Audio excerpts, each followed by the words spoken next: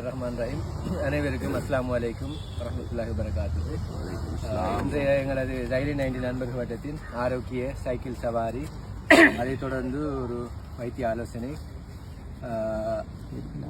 இன்று நாங்கள் இன்றைக்கு அதிகாலையில் ஒரு 4:10 மட்டில் ஒரு பேஷண்ட் ஒன்று வந்துச்சு எங்களோட ஹாஸ்பிட்டலுக்கு. ஒரு 29 வயது லேடி ஒன்று வாந்தியும் அதோட வயிற்று வலியும் சொல்லி வந்துச்சு. அப்போ சரியான வயிற்று வலி 2-3 தரம் வாமிட் பண்ணின்னு சொல்லி, அப்போ அங்கே போய் பார்த்தா அந்த கேஸ்ட்ரிக்குரிய சிம்டம்ஸ்கள் தான் அறிகுறிகளாக இருந்துச்சு. அப்போ என்னென்னு சொல்லி சொன்னால் அவங்களுக்கு நேற்று காலை சாப்பாடு சாப்பிட இல்லை, என்ன லேட்டாகி தூங்குற, அதனால் காலையில் எழும்பி பிள்ளைகளை ஸ்கூலுக்கு அனுப்பி கூட திருப்பி தூங்குறேன். தூங்கி ஒரு 10 மணிக்கு எழும்பி தான் காலை சாப்பாடு சாப்பிட்றேன். அப்போ ஏன் லேட்டாகி எழும்புறேன்னு பார்த்தா தூங்குறது லேட் ஆகி.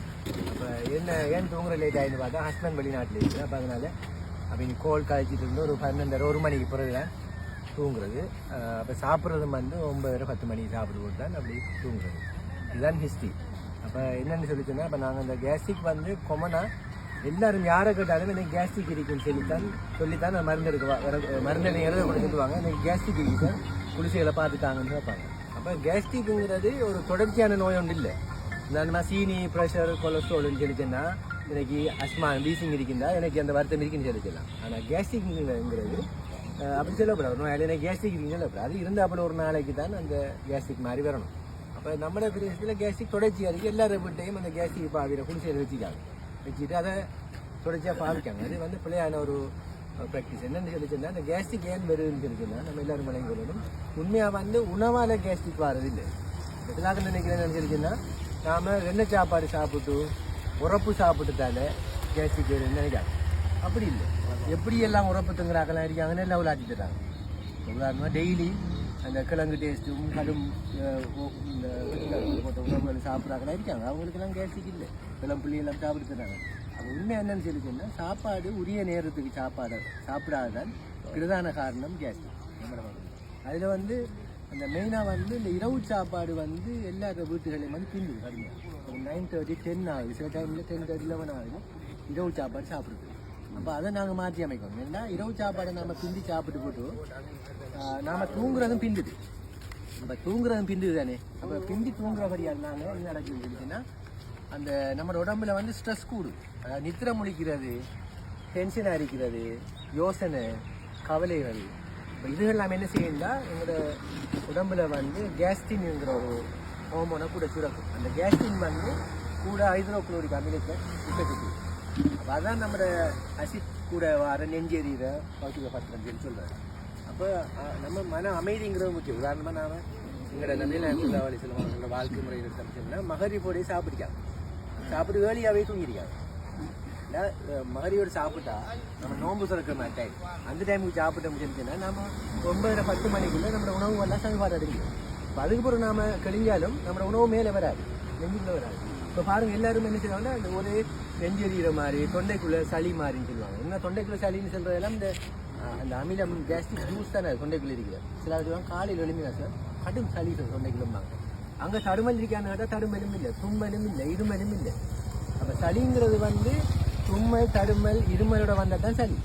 தொண்டைக்குள்ளே இருக்கிறங்கிறது என்னென்னு சொல்லிச்சுன்னா அது உமிழ்நீர் சுரப்பு அல்லது நம்மளோட இறைப்பை ஜூஸ் நம்ம தொடர்ச்சியாக சாப்பிட்ட மாதிரி தூங்குறார்கள். இப்போ பகல் சாப்பிட்ட மாதிரி சில ஆக்கள் பெறுகிறார்கள் இல்லையா. அதே மாதிரி இரவு சாப்பாடு பிந்தி சாப்பிட்டு உடனே தூங்குறார்கள் இல்லையா. எப்படி அதில் நடக்குன்னா அந்த இறைப்பை அமிலம், அந்த கேஸ்ட்ரிக் ஜூஸ் எல்லாம் தொண்டைக்குள்ளே மேலே ரிஃப்ளாக்ஸ்ன்னு சொல்கிறாரு, GORDன்னு சொல்லுவாங்க. கேஸ்ட்ரோ இசோஃபேஜியல் ரிஃப்ளக்ஸ் டிசீஸ்ன்னு சொல்லி அது மேலே வரும்.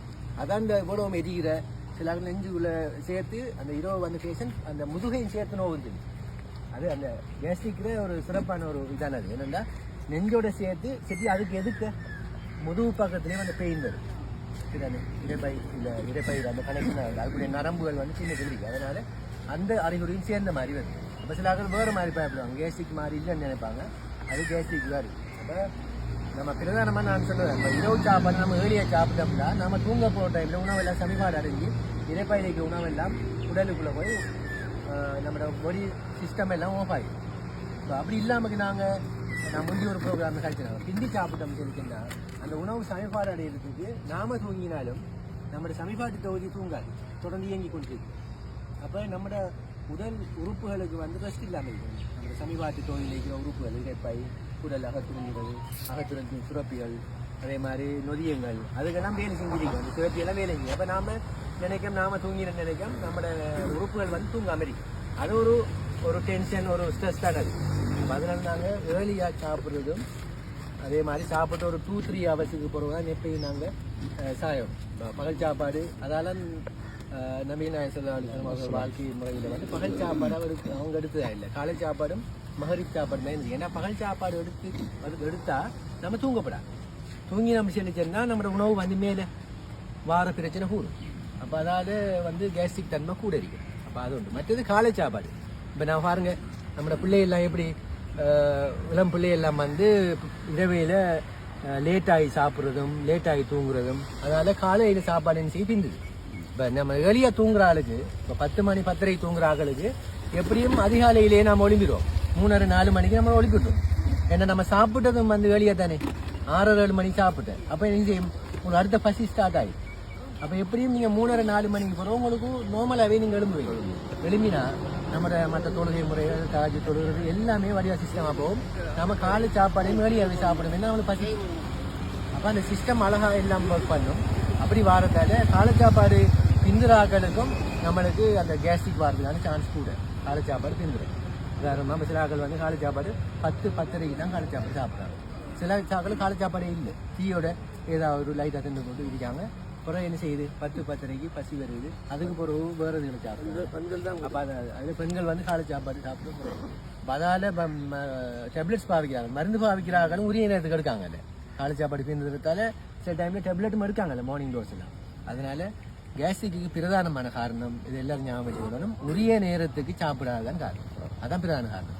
மற்றும்படிக்கு அந்த மற்ற உணவுகள் சமன்பாடு அடைகிறதுங்களை என்னென்னா கேஸ்ட்ரிக் ஆயிடுச்சுன்னா அதுக்கு பிறகு உங்களுக்கு என்ன சாப்பாடு உறப்புகளை திண்டா சமைக்க மாட்டான். ஏன்னா அமிலம் கூடிட்டு வளமையான நேரத்தை விட நோன்பு காலங்களில் வித்தியாசமாக